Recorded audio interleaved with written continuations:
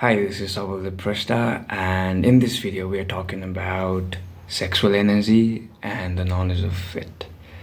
So, first of all, I would like to say that when you start to look a person as an object, or your opposite gender, or the gender which you're attracted sexually, when you start to see them as an object, that's when the problem arises.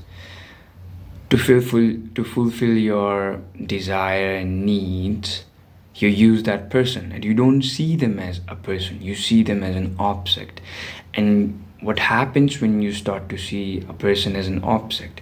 You use them to fulfill your own, satisfy your desires and need. You use them repeatedly, use them, abuse them until there's no more left to be used.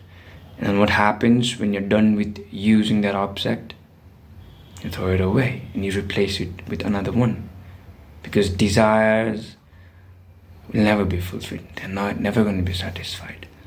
So when you start to see a human being or your opposite gender or the gender which you are attracted sexually, when you start to see them as a human being having a soul, that's when changes comes into your life. That's when you really start to fall in love, feel love and all. Right? So, and the next thing which I would like to say is about adult films. Most of us, we have been, watching adult films from a very young age, most male audiences, and it has given a depiction, and it has given a certain surface that making love is this. It has changed the idea of how we see as making love, and we try to apply that in our making love process. We try to apply what they do in the film and try to do it with our partner, which is very wrong. You see, adult film is a messed up thing. You have to remember one thing, that if something is free, then that means you are the product. Adult films which you see on the internet, they are free. Why? Because you are the product. And what do you give in return? You sell your soul. You sell your energy when you watch that. You are selling your soul, literally. So stop watching it. I've even seen people, who have a partner, they make love and then they have to satisfy the desire. Even after making love, they're not satisfied and they have to watch adult films and then ejaculate and, self-satisfied to be satisfied. And that's a really sick thing when I even think about it. So yeah, stop watching those adult shits, man. It's really impacting your mind and your dopamines and all those hormones. So yeah, you're selling your soul, so don't watch it. And when you start, another thing, this is the third one. So when you start to apply or go on a semen retention journey, you start to become very powerful, because semen is the life force, elixir, life force of a human being, because it is something from which you can create life, right? And when you constantly release that life form, you become soulless. You just become a body or a lamp without a light. You become a soulless body. So that is why you have to understand that when you are in the journey, first of all, if you're in a semen retention journey, don't count the days. I've seen guys as a human being, we love challenges, So that is why if we are in a semen retention journey, we be like, oh, this is my 500th day. And you still feel like shit. You feel, like a zombie, even if you're in a 500th day of your semen retention, because you accepted it as a challenge. And the second thing is that energy needs to be transmuted. When you hold on to that energy, it's gonna suck the life out of you. So you have to learn to transmute that energy.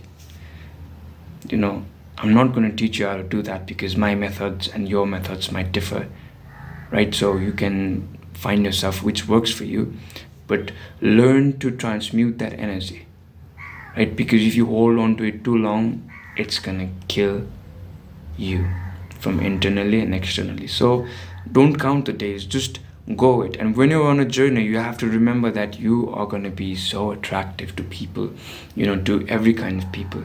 And the people who are favored by devils, they're going to be irritated because that holy energy triggers them. And to other people, normal people, you're going to be like, wow. Even if you are in a normal outfit, you wear a mask and all, you're still going to be attractive, because they're not going to understand what is it that makes you so attractive, but they kind of feel the energy.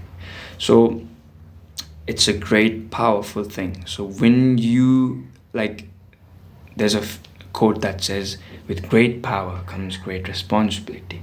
So learn to transmute your sexual energy, learn to convert it into being creative.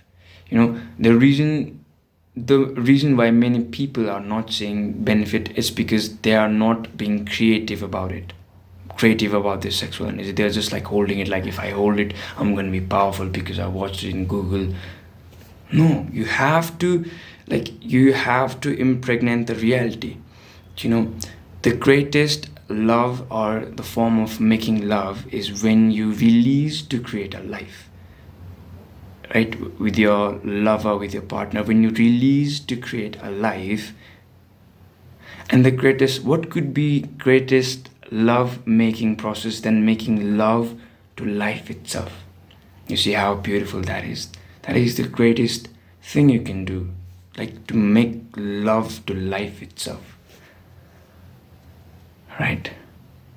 You have to be very open-minded when you hear what I'm saying. You should not think with logic.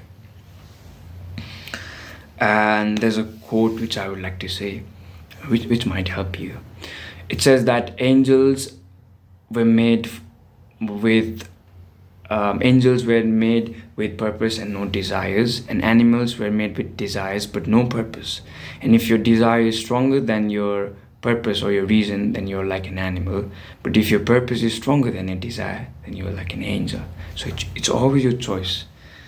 Okay, now I've talked about how you should see people as people, and how adult films and those industries are messing up with the head, and why you should take that energy, hold it, and transmute that energy into doing something in life, making love to life itself. And now it comes to the point of urges. Now you might be, what am I going to do if I'm in a journey? If I'm on the journey, then I'll have urges. How do I control my urges?